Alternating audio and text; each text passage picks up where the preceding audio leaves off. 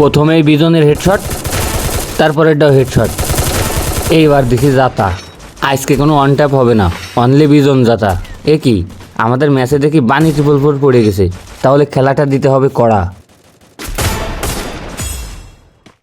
আসসালামু আলাইকুম ভাই ব্রাদার, প্রতিবারের ন্যায় আবারও পিকে, আর পিকে কিন্তু আজকে ভরপুর এনিমি নামেছে। তো দেখা যাক সবাইকে মেরে পিক ক্লিয়ার করতে পারে কিনা। উজি দিয়েই প্রথম কিলের বউনি। ওরে বাবা, ওর প্লেয়ার চলে আইছে, এটারে উজি দিয়েই বসাইছে। কিরে মুন্না ভাই, ম্যাচ শুরুর আগেই ডাউন। লুট বক্স থেকে একটু লুটগুলো কমপ্লিট করব কি দেখে আরও এনিমি ঢুকে পড়ছে। আচ্ছা ব্যাপার না, আপনার ভাই রেডি আছে, কড়া লেভেলের বিজন যাতা দিয়ে দিছি। এই নক, এই হেডশট।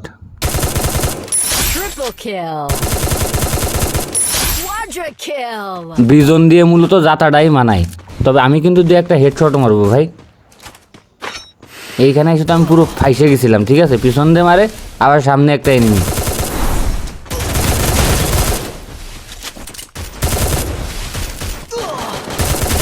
একটারে তো নক করেছি, কিন্তু এনিমি তো চারিপাশে।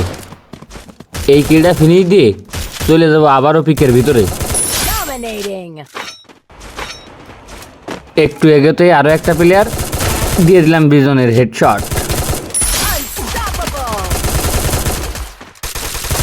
এটা কি মুন্না ভাই, কিল তো এভাবে খাই দেওয়া যাবে না। বাইরেই আরও একটা ম্যান, এবং ওরেও দিয়ে দেব বিজন যাতা।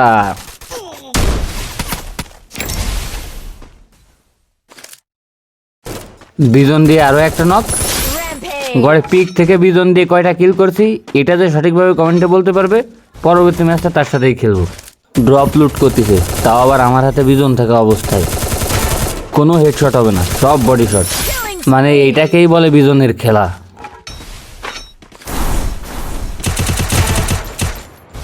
বিজনের পর ইয়ম্পির যাতা, দেখা যাক শেষমেশ কয়টা কিল করতে পারি, আদৌ ম্যাচটা বুইয়া করতে পারি কিনা। হিট লিস্ট তো একটা মাইরে দিছি, কিন্তু আফসোস এই ম্যাচের হিট লিস্টের কিলটা আমি পাইনি। তো এখানে একটু এগোতেই দেখি বানি 444 পড়ে গেছে আমাদের ম্যাচে, এতক্ষণ কিন্তু ঠিক পাইনি। ও ভাই সাহেব, বানি ভাই একের পর এক কিল করতেই আছে, দেখা যাক শেষ পর্যন্ত বানি ভাইয়ের সাথে একটা ফাইট নিতে পারি কিনা। তো এটা ভাবতে ভাবতে একটু এগোইতেছিলাম, আর হঠাৎই কিন্তু আমাদের চোখে পড়লো যে ইস রে, বানি ভাইরে কে যেন মাইরে দিছে। তাহলে কি বানি ভাইয়ের সাথে আমাদের আর দেখা হবে না? দেখা যাক। এদিকে কিন্তু আমার টিমমেটের লাল বাতি চলে গেছে, আবার আমার উপরেও রাশ করে দিয়েছে। এইবার তো একটা প্রেশারে পড়ে গেলাম, ভাগা ছাড়া কোনো উপায় নেই। তো একটু পিছনে হোল্ড করতেছিলাম, কিন্তু দেখলাম যে ওরা একসাথে দুইজন রাশ করছে। না, কোনোভাবেই সম্ভব না, কারণ উডপিকারে শট লাগতেছে না।